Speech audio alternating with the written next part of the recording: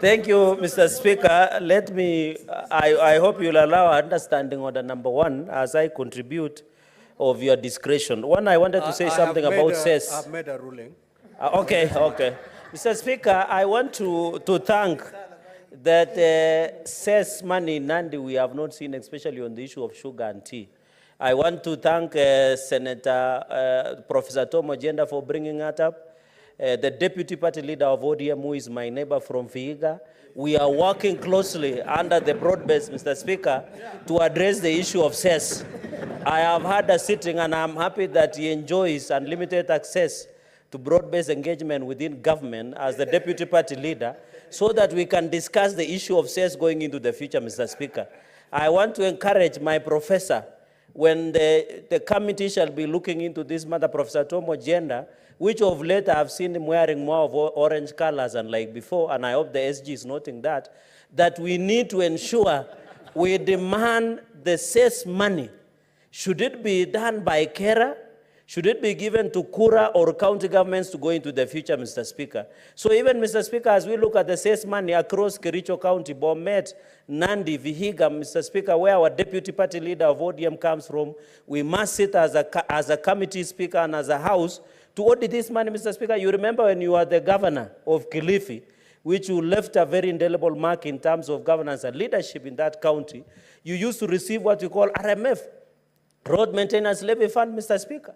And I'm happy I have some long enough in public accounts, and you are a very good client when you used to appear before our committee, Mr. Speaker. And I'm happy you continue to maintain the same tradition, Mr. Speaker. So I want to insist that the issue of taking road maintenance levy fund to counties should be returned, Mr. Speaker. The issue of cess money should be given to the roads, Mr. Speaker, so that we can have roads in Nandi, in anywhere, even in Kisumu, Mr. Speaker. Mr. Speaker, I want to support this statement and also wish the deputy party leader of ODM all the best.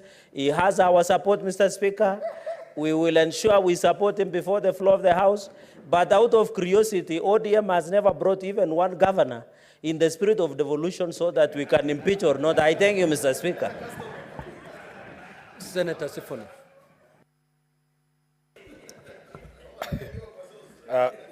Honorable Chair, allow me to comment on the statement that has been requested by Senator Raphael Chimera on this issue of tolling along the Dongokundu bypass. Indeed, we at the Senate Transport Committee, which is ably chaired by Senator Thangwa, have had resolved to invite the Minister for Transport to give us the government's position, the Kenya Kwanza government's position on tolling on roads. Because, Honorable Speaker, just, you must protect me, Honorable Speaker. Order. Majority Leader. Majority Leader. You're the Majority Leader for Kenya Kwanza government. Correct. Proceed. Honorable Chair, thank you for that protection. We as the Transport Committee wanted to know what the government, the Kenya Kwanza government position is on road tolling. Because, Mr. Speaker, we wake up one day and we hear that here in Nairobi they are going to start tolling Thika Road, for instance, a road that was built using taxpayer money. And Kenyans have been using these roads all this time.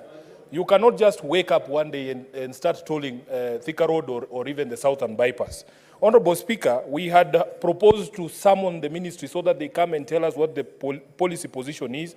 But I was very happy reading the papers this week that out of that outcry, the public outcry, they have abandoned that path and that they would come up with a new tolling policy for the roads that have been constructed, especially the ones recently, including the Dongokundu bypass. Honorable Chair, we still continue to see you know, in the calculation of the prices of fuel, even this month, the Kenya Kwanza government, Honorable Speaker, is insisting on rates that have been even declared unconstitutional and unleviable by the courts, Honorable Speaker.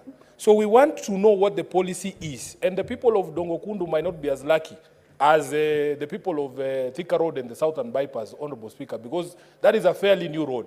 And if they start off by tolling it, maybe it would be different from the policy whereby you allow people to use roads and then out of the blue, you decide that you're going to toll those roads. So, Honorable Speaker, I want in the response, the committee must insist that one of the problems we have is there is no clarity of government policy. It is not fair for people to be ambushed every day by changes of policy. Even, I wish the chair of Transport Committee was here. Even on this question of concessions to the airport, Honorable Speaker, the problem is that, one of the problems is that this government does not know how to communicate its policy. We were here with you, Honorable Speaker, in November of last year, when the then CS, Honorable Kipchumba Murkomen, told us that they were going to put out an international tender to invite expressions of interest to upgrade JKIA, only for us to be told now, months later, in fact, he had told us that the international tender would go out in January of this year. And then you hear again that there is a different process that is going on under the PPP Act. That confusion and lack of miscommunication on when policy changes and the lack of involvement of the public in policy decisions is what is bringing this problem. So I'm hoping, Mr. Speaker, that when the committee deals with this issue, there can be some formal clarification of what the government policy is on tolling. This tolling, Speaker, we had abandoned it because we introduced RMLF. That instead of charging tolls on the road, let us put it as part of a cost of fuel, and then we use it to maintain our roads. If there has been a policy shift, I think it is incumbent upon the government to say, this is now the new policy. We have abandoned RMLF, we are going back to tolling. It will begin on such a day on all the roads of Kenya or certain particular roads. But for things to be happening like this, Honorable Speaker, shrouded in secrecy and lack of clarity of policy is what is bringing problems for the Kenya Kwanza government. So I can advise you from outside, Honorable Majority Leader, Honorable Speaker, from outside, those of us who are outside government, what we are saying, those of us who are outside government, Honorable Speaker, I want to advise this government that communication is key and clarity in policy is important if you're going to win the support of the people. I thank you, Honorable Speaker. Senator Oroba.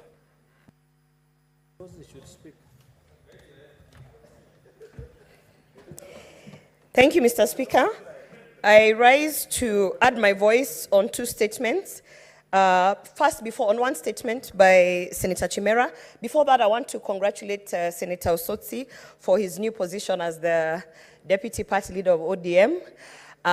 We are very happy to see you there, and I'm sure that my governor of Kisii County... Senator Oroba. Okay. Out of order. Congratulations, Senator Osotsi. Okay, on the statement of Senator Chimera on the Talanta Hela project, Mr. Speaker, there are three issues that, that Senator Chimera has raised, and two of them touch on how we are developing talents. And I think I want to ask Senator Chimera to go and look for Senator Sifuna's proposed bill on the county sports fund, because some of the issues that he's raising on these statements are actually being cured there. Mr. Speaker, we have had a situation where we had a former minister of sports who launched an app that until today is not working, Mr. Speaker. And that Talenta Hela is theoretically supposed to be a project that actually deals with these sports issues from end to end, Mr. Speaker. I hope that our new sports minister, who has just been sworn in, will be able to address these issues, because, Mr. Speaker, as we're talking about sports and trying to devolve it to the county level, there are several issues, including that on this statement where Senator Chimera is asking for a detailed criteria for appointing leaders in national sports organization. Mr. Speaker, most of these organizations have had the same leaders for over 10 years. And they are not holding elections, and there's an issue of cartelism there. So you have a situation where, as a national government, we are trying to develop our sports, but the institutions and the organizations that are there are so rotten that we are unable to go to the grassroots and do what is there. So as a member of the Labor Committee, this statement is being sent there, Mr. Speaker, I want to also encourage most of those who are interested to go about the county sports fund and find out what are the issues that we are trying to cure there. I think that is a good bill. And Mr. Speaker, I still want to congratulate Senator Osotsi and my governor for Kisii County, who's also a deputy party leader. Thank you, Mr. Speaker. No. Senator Gloria. you cannot defy the ruling of the chair. I'm tempted to ask you to withdraw, but since it's the first day, you will remain in for the remainder of the afternoon. Senator Wafula.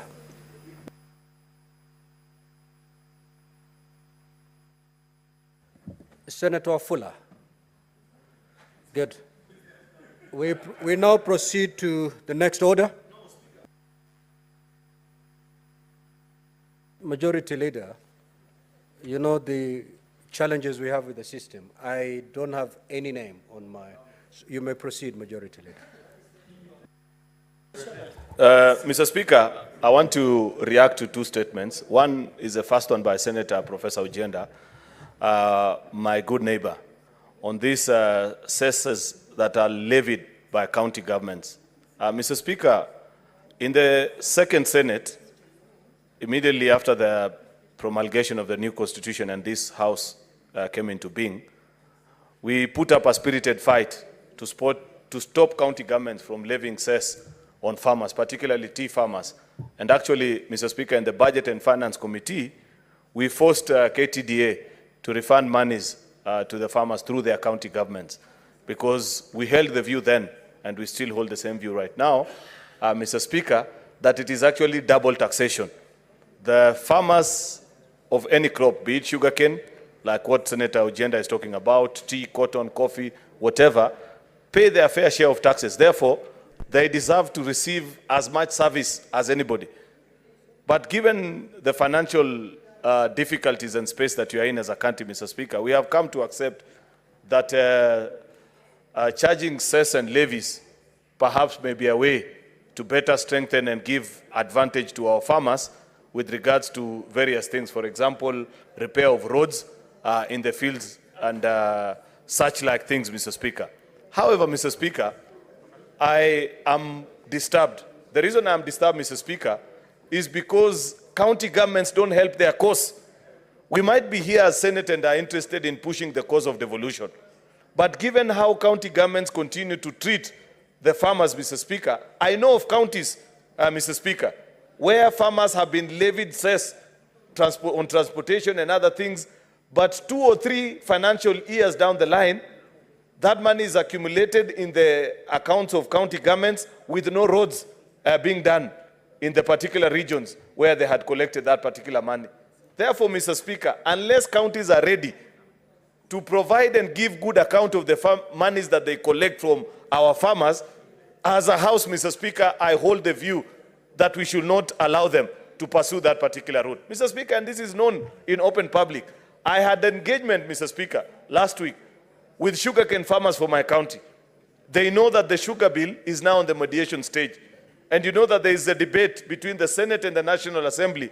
Part of the amendments the National Assembly has rejected is a proposal by the Senate, Mr. Speaker, to have the road levies, or part of the cess money actually do roads in the sugarcane zones, Mr. Speaker, to be done by county governments. The National Assembly holds the view that that monies need to go to Kera.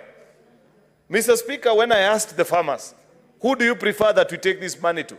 I instruct me as your representative so that as I go to speak out on your behalf, they were unequivocal and clear. They said, please give this money to Kera. If you give it to county governments, we'll never see this money. Therefore, unless counties, Mr. Speaker, become prudent in how they use these resources, it will be a long time before citizens trust them with the levies, much as we are pushing for these resources to go to county governments, Mr. Speaker.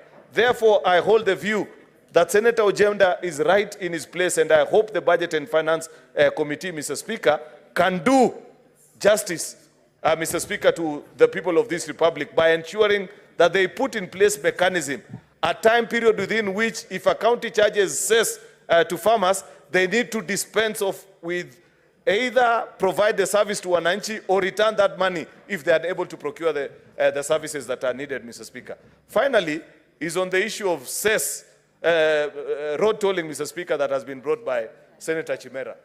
This matter is not as simple as Senator Sifuna wants to put it, Mr. Speaker. Senator Gloria, you're out of order. Standing Order 117. You cannot walk in between the Speaker and the senator speaking. That is exactly what you've done. Proceed, majority, and conclude. By saying this issue of the toll roads is not as simple as many of our colleagues want to put it. Mr. Speaker, I represent the people of Kericho in this house. I know that the government, for example, wants to build a road from Rironi here in Nairobi all the way to Malaba. And it's supposed to be a toll road. The people I represent in this house, Mr. Speaker, continue to pay for the loans that were taken to build Thika Road, to build that Dogokundu, and so many other roads that have been done elsewhere. Tell me why, in my rightful mind, Mr. Speaker, I need to stand and say I defend that citizens of a particular part of the country where monies that were borrowed by the Republic of Kenya were used to do roads for them, and they are driving on those roads free of charge, while my own citizens, as they travel up country, Mr. Speaker, have to pay to use these so-called toll roads. Therefore, Mr. Speaker, this conversation must be holistic. It is not as simple as just saying that don't toll this one, don't toll the other one. Mr. Speaker, we have to classify our roads, and the Ministry of Roads and Transportation must come before this house, Mr. Speaker, and set a limit beyond which, when the government of Kenya, either by funds that have been appropriated by Parliament or, Mr. Speaker, through loans, have built road in various parts of the country, if a certain threshold is reached on the amount of money spent on a road, Mr. Speaker, then we need to agree. Mr. Speaker. What is your point of order, Senator Sifuna? Point of order is that the majority leader is misleading the House, Honorable Speaker, because it is not true to say that... What is this standing order that is being contravened? 105 on statement of fact, Honorable Speaker. Then state as much, Yes. Senator Sifuna. Honorable Speaker, it is not correct to say that the people that are represented by the majority leader, the people of Kericho, I assume, are the only ones who are paying for the roads, or that they don't use the roads that were built using our taxes. I can assure the majority leader that even residents of Kericho, they get to benefit from use of Thika Road and the Southern Bypass, because they don't just stay in the village, as has been demonstrated by he himself, because he's from Kericho, but he doesn't drive on roads from Kericho, or in Kericho only when he's here. I have seen him in other parts of the country, and he used the same roads, Honorable Speaker. So it is not proper for him to make that assertion, that the people of Kericho are paying for roads they don't use, because they use those roads, Honorable Speaker. Majority Leader, kindly proceed to conclude your... No. Mr. Speaker, Senator Sifuna is completely lost, and I don't think understands what I'm trying to say. Mr. Speaker, the point is, there's a specific reason why a road is built to a particular place. The reason why a road is built to a particular region or location is because the people that head to that particular region or part of the country use it more than others. You cannot say that because I drive on Thika Road once every 5 years when I'm going to watch a football match, Mr. Speaker, at Moi International Sports Center, Kasarani, then my people have used that particular road. It's not the same as a road that goes from Westlands here to Total in Nakuru County as I drive home, Mr. Speaker, over the weekend. Therefore, the point that I'm trying to make, and I hope that colleagues can be convinced, is that the conversation on tolling of our roads, Mr. Speaker, cannot be limited to just particular roads that have been built over a period of time.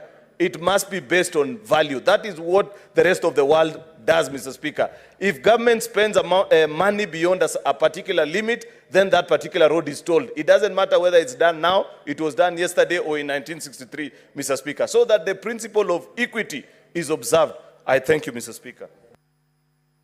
Senator Boni. Thank you, Mr. Speaker. Mr. Speaker, I rise to comment on the statement by Professor Ojanda, and I want to agree with him that the issue of use and misuse of cess is a matter of grave national importance. Mr. Speaker, I wish to combine that with the clarification required by Senator Chimera on the Dongokundu,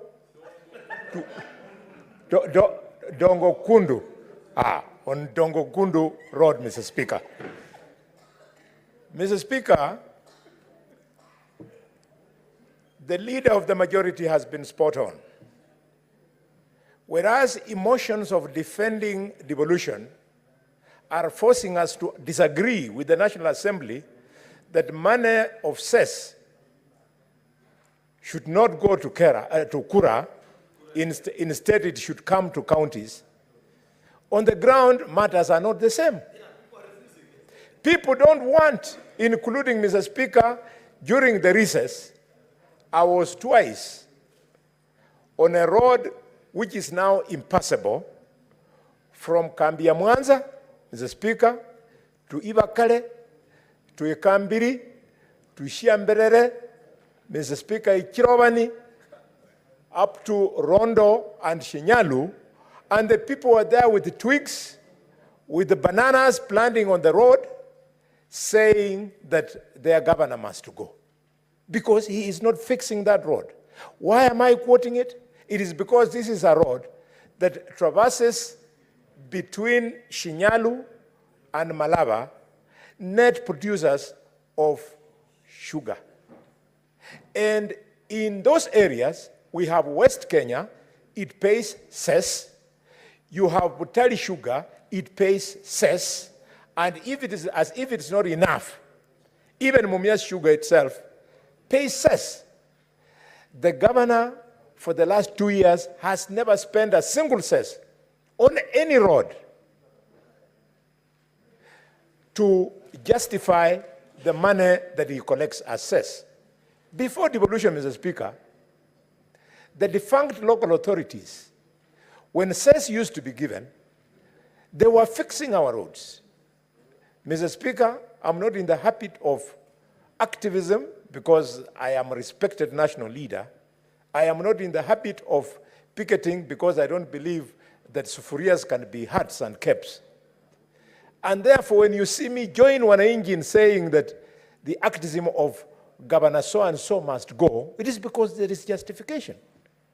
Even if there are no roads in Kericho, in Kilifi, Mr. Speaker, where you come from, or a challenge of roads in Meru, for example, you do not have the luxury of cess that we collect in Kakamega and in Bungoma and in Busia.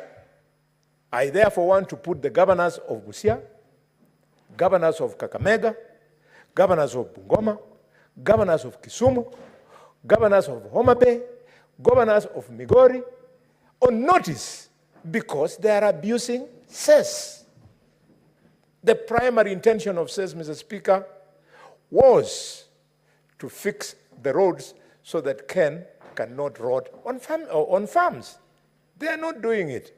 Instead, Mr. Speaker, sadly, and I congratulate the control of budget, she has now firmly told us, and members, I urge you to visit the website of the control of budget, the shame that she has exposed in our counties. Madam Speaker, Mr. Speaker, sir, she's telling us how your governors use the money that we fight for here once it is in their custody. Mr. Speaker, that a county like Kakamega can spend a whooping 418 million shillings, 640,000, purely for purposes of flying around. They fly in and out of Dubai, in and out of Washington, in and out of everywhere at the cost of Mwananchi. When the same 418 million, Speaker, is the same money that we are asking for to be spent on compensating people in Miranda Ward who are supposed to be resettled, so that we construct the new airport.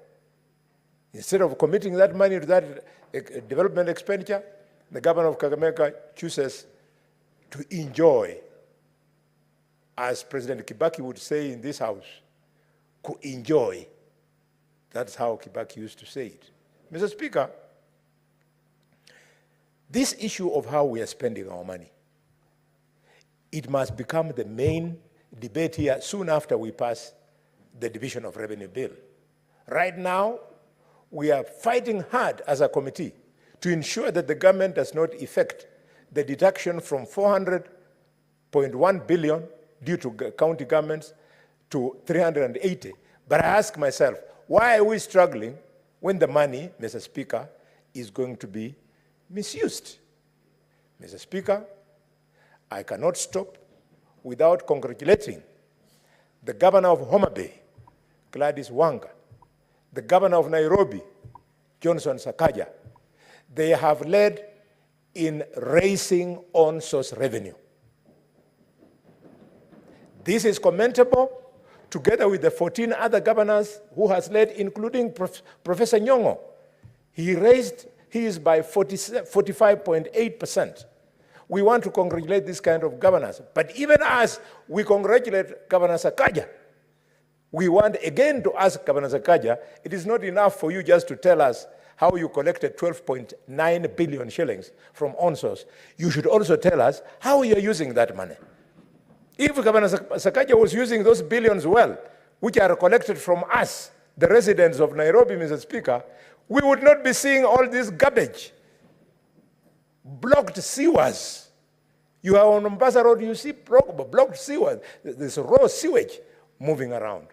In fact, it is forcing the Minister Duale, CS Duale, the one in charge of environment, Mr. Speaker. He was speaking as if he wants to run the county government of Nairobi. Cleaning up River Nairobi should not be the work of the national government.